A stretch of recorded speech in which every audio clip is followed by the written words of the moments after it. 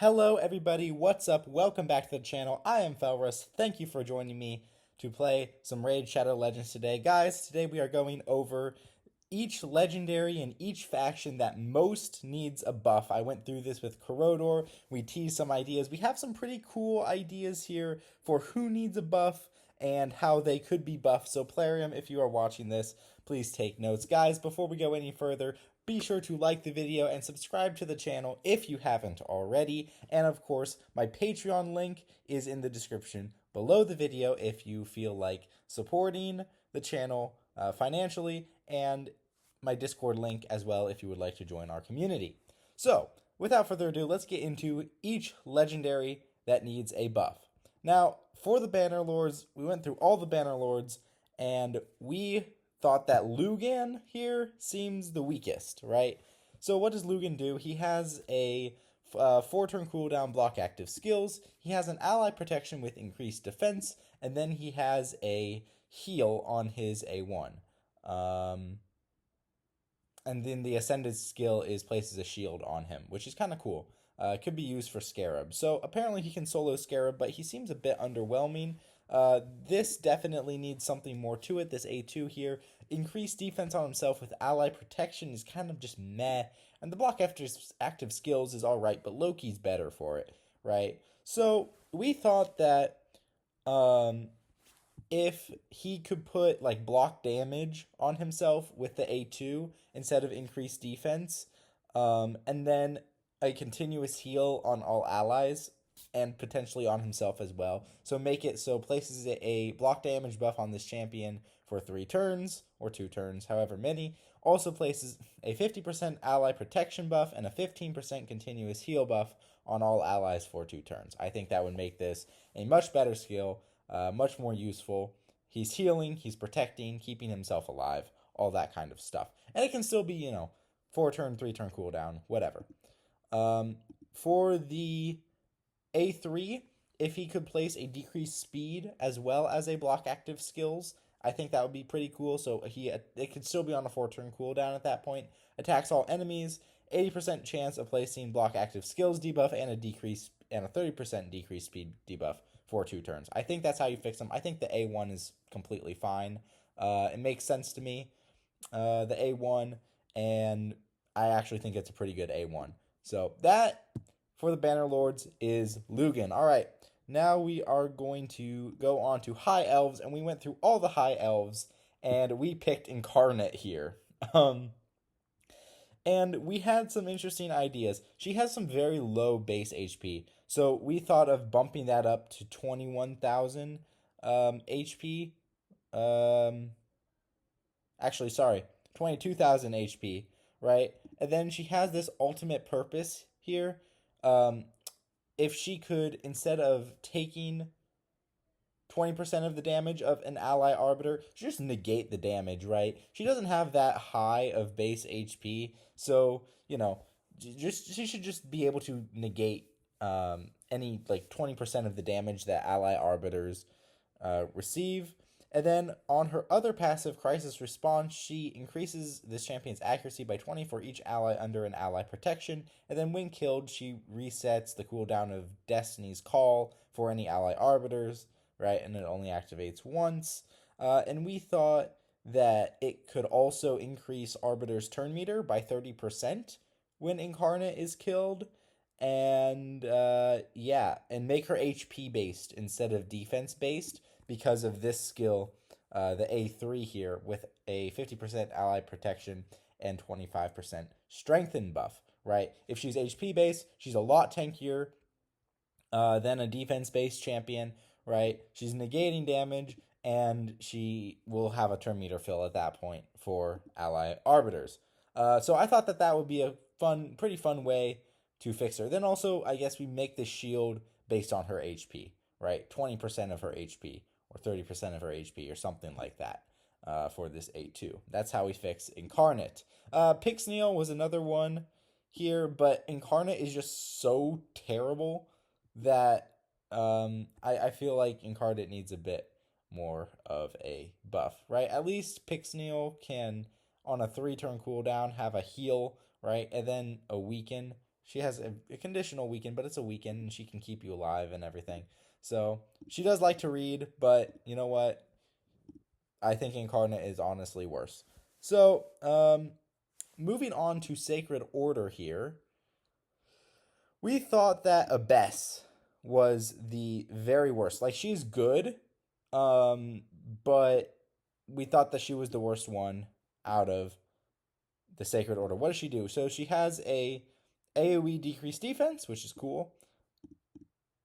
And she has a AoE which scales off the highest stats of whoever she's attacking, which is kind of cool for like PvE content, right? Then she deals extra 30% crit damage if the target's attack is highest, and then she ignores 30% of the target's defense if the target's defense is highest. So she has some pretty cool mechanics here, but all we wanted to do was just add a weaken, right?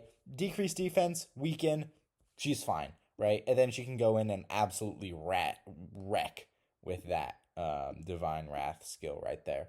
The A1 is alright. Removes one random debuff from this champion, places it on the target. She needs accuracy anyway for the mass implement. And this is 100% land rate without books. So that's pretty cool as well. So Abbess, I think, is the most underwhelming there. Alright. For the Barbarians, we had a bit of a debate about this one. We did both settle on Ultan here. And he's a defense-based champion with a pretty low defense, right? So we thought just raise that by 152. Just so that, we're at 1,400 defense, or roughly, right? Then we thought that the Wall of Flame could place the shield unconditionally. He's got good HP, so the Wall of Flame could place a shield unconditionally and ignore 50% of the target's defense if the target has 75% or more HP. And I think that's the way you fix him. Just make the shield unconditional. He doesn't need an AoE because he is mostly for bosses with this A1 here, right? 75% chance of placing a decrease attack, right? And then he has some interesting passive effects, right? He has a good multiplier on his Wall of Flame. So, this passive revive is pretty cool as well. And then he has a cooldown reduction, so it's a good passive, right? We just thought, make the shield unconditional, raise his defense so that he hits a little harder, can get some more use out of this passive. All right, moving on to the Ogryn here. We examined everyone. War Mother actually did not make our list, interestingly enough, but Big Un did. And we thought just add a passive, right? Which makes his debuffs irresistible to targets with less attack, right? He's a nuker. He's a good nuker, right? He has a stun and he has a decreased accuracy, right? He has a decreased speed, all the rest. He has an AoE A1, right? So if he just had irresistible debuffs to champions who had lower attack than he did, that would be really, really, really cool. Really make him a quite solid for PvP, especially with the stun and the decreased accuracy. So and the slow as well. Slow is pretty cool. So that's how we thought we could fix Big Un. Then if we moved over to the Lizardmen, it's the classic here, Razin Scarhide. Just reduce this by 3 turns. Make this a 3-turn cooldown. It could even be a 4-turn cooldown, but I think in order to actually be good, I think it needs to be a 3-turn cooldown, right? Armons has the same ability and more, right? So, Razin certainly can. He's a legacy champion. You could also make this a AoE, right? With a drop defense and a weaken. Is pretty cool. However, this is mostly for bosses. So, that's how we fix Razin Scarhide. Moving on to the Skinwalkers. Oh, those are nice Revenant. Skinwalkers. The champion most in need of a buff here is Longbeard. Where is Longbeard? I do not hear anything about this champion. There he is. Longbeard here. And what he does is he attacks, and he has an ally attack, which is pretty cool because he has the increased damage, and that's on a 4-turn. That's fine. But this here attacks one enemy with a weaken is kind of underwhelming for a legendary champion nowadays. So we thought that it can still attack one enemy, but it can just place a weaken on everyone, or just make it an AoE with an AoE weaken. I think that could be pretty cool. He could also have like a turn meter fill, at least for himself or something. That would be pretty cool as well. But this ally attack is pretty nice. Maybe make this with all allies. Yeah, I think with all allies that could be pretty cool. Then he could get some use in Hydra, right? Especially with this increases the damage inflicted. All right, moving on. We've got the Orcs, and Robar was our first choice here, right? Grohack did not make the cut. I think that he maybe should have. I mean, this is shield guard's move, right? But the steel turn meter is fine. But for us, it was Robar who needed the buff. And what does he do? So he's got an AoE with a defense down, which is kind of cool. And then he has a attack all enemies, which damage increases if the target is under crowd control. So what we thought was that this wild swing could also have a slow. So defense down with a decreased speed makes him good in Hydra, right? The cooldown is absolutely fine as it is, right? So decreased defense with a slow would be pretty cool. And then Merciless Assault, we thought we could reduce the cooldown, make it a 3-turn cooldown, and then places an extra hit. So damage increases if the target is under hard crowd control, but also places an extra hit if the target is under hard crowd control. And he has a pretty cool base attack, so he could be a really cool combo with Armons under that kind of buff. And then so we moved on to the Demon Spawn, and this one was really hard. We actually chose one of Kuroda's favorite champions here, Lord Shazar, for the buff here. We thought, he's got a bomb with a decreased detonation countdown, right, which is kind of cool. He's got an increased attack and block debuffs. The increased attack is protected, which is kind of cool. And then he's got a triple hitter, which is pretty cool. And then damage increases by 15% for each debuff on the target. He's by no means bad, right? He's got this great aura, speed in arena by 32%.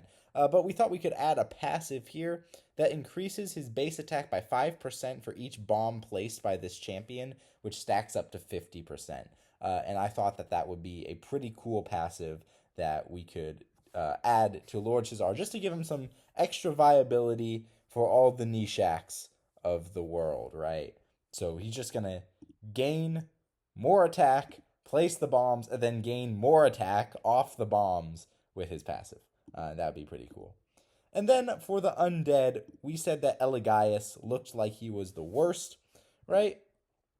And the problem with him is he does have an AoE, which has a random buff strip, and then he has a turn meter decrease, right?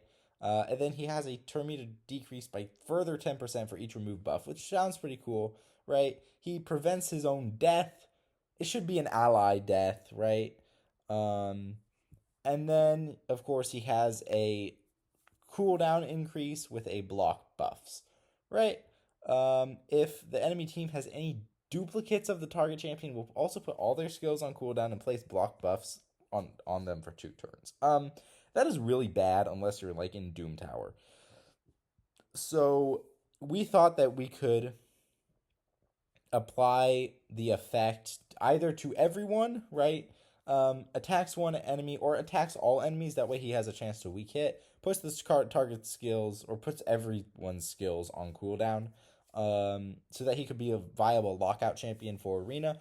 Or instead of applying the effect to duplicates of the target champion, apply them to champions of the same type. So like if you attack a support, all other supports also get the cooldown increase, right? Or if you attack a attack-based champion, all other attack-based champions also get the cooldown increase. Something like that, just to make him more viable, because where you really want this skill is in PvP, and he cannot be used in PvP as a reliable lockout champion right now. So just give him some more viability in PvP. Then for Dark Elves, it's really Chromax here, right? He's got to block buffs, he's got a turn meter fill, he's got to provoke, he's got to decrease accuracy. We could reduce this to a 3-turn, right? It's a provoke for 1 turn. Give him some viability in Hydra. Decrease accuracy for 2 turns. It's a pretty underwhelming ability. It's good, but it's kind of just meh for a 4-turn cooldown. So let's make this a 3-turn cooldown. And then for the A2 here, have a AoE weaken. Yeah, so yeah, make it have an AoE block buffs and an AoE weaken. It can still attack one enemy, it can attack all enemies, that's fine. But an AoE weaken and an AoE block buffs would be pretty cool as well. And then the passive here, when attacked, 35% chance of placing Hex on the attacker for 1 turn after each hit. It's just a worse version of Shayek's passive. But you know what? It's serviceable in Hydra, so it is what it is there. So that's how we fix Chromax. And then we thought, those are orcs, that the Knights Revenant Narma would be the best. And I did this one myself without much discussion. So this is my pure idea here. All her active skills should be AoEs, right? They all attack one enemy. They should all be AoEs, right? And if that is the case, she doesn't need anything else. She'll place 3 poisons and a poison sensitivity on everyone instead of 1 person, right? And then she'll place a decrease attack on everyone, heal, and the heal increases by 2% for each poison debuff on the target. I mean, that's fine, right? And then we add a passive, a pretty niche passive, but I think it could be good in like Scarab King, that destroys max HP by an amount equal to the poison ticks, right? So however much damage they're taking from poison, it'll destroy their max HP by that same amount. And that could be pretty fun, right? Okay, so moving on to the dwarves. The good old dwarves, and the one that needs the most buff is Beauregard, right? He has a increased resist, increased speed, which is all right. And then he has a remove 1 random debuff, which is incredibly weak. Then places a shield on all allies for 2 turns equal to 20% of his max HP. His max HP is okay, right? So for this skill, we thought it could be a full team cleanse, not just 1 random debuff, but just all debuffs from all allies, right? And then for the Rune of Energy, fill turn meter of all allies by 5% for each buff on him. And that would be kind of cool, because you could go with like a Bad El-Khazar, right? And then go into Beauregard, buff, right? And then he'll increase everyone's turn meter, right? Whoever your buffer is, Padraig, Arbiter, whoever, he'll get more turn meter off of their buffs as well. And then for this, allies receive 10% less damage from champions whose resistance is lower than or equal to theirs. Just make it to scale off of resistance instead. So change to allies receive 10% less damage for each 50 resistance this champion has, up to 50% less damage. So he'll be a much more reliable protector. You can build him with resistance. This aura will be great, right? And he will be very much negating everything that is thrown at your team, basically. All right, so we have 2 more, and I did these. So let's see, Tatsu here. I thought about Noble, but I thought that this 30% ignore defense was pretty cool, so I don't think it's going to be Noble. I'd like to see a buffed Tatsu, right? I'd like to make this an AoE. Double hit AoE, before attacking, removes all debuffs from this champion and steals all buffs from the target. I think that's fine. Plus, this has a increase attack, increase crit damage if she kills an enemy and they're protected. Just do that before the attack, right? Make it unconditional. Places increase attack, places increase crit damage, attacks everyone twice before attacking, removes all debuffs from this champion, and steals all buffs from the target enemy, right? And then for the A2, she has a decreased resistance and a sleep, which is kind of really weird. Just make it a freeze, it's okay. Just make it a freeze if you're content with making bad crowd control or worse crowd control. Make it a freeze instead of a sleep. And then fills her turn meter by 10% for each debuff place. I think that was pretty cool. Right? She's immune to sleep. That's all right. Increases her accuracy and crit damage for each buff on the enemy team. I think that's all right too. Right? But, just make her a freeze champion instead of a sleep champion. And then for the Sylvan Watchers, I chose Ruark here. And the reason I chose Ruark is because he's a bit underwhelming. He has an absolutely fantastic A1. 100% chance to transfer without books, and then heals for each debuff transferred. That is a fantastic A1. I want this guy just for the A1, right? And then he has a taunt, a strengthen, and an increased defense on a 4-turn cooldown, which is also prime, right? And then he has a shield, right? Then I think this could be really good for Chimera, right? Whenever an ally loses 10% or more of their max HP from a single hit, places a shield on that ally for 2 turns equal to 10% of their max HP. But the thing that I thought could be buffed is this A2, right? Attacks all enemies with a decreased attack, also steals all continuous heal buffs from each enemy, which can't be resisted. So just steal all buffs, which can't be resisted. I mean, just continuous heals is like, what? That's a really weird thing just to steal. Just steal everything. It would be cool if it couldn't be resisted. I mean, he is force, so he will weak hit against Spirit, right? Which could be really cool. So just steals all buffs from each enemy. This effect cannot be resisted. Or it could even be steals all buffs from each enemy that receive damage from this skill, just to make it a little bit more, balanced. But, the idea still applies, a full team strip. Alright guys, that was my ideas for the champions who need buffed the most in each faction and how Plarium could do it. I have been Felrus once again.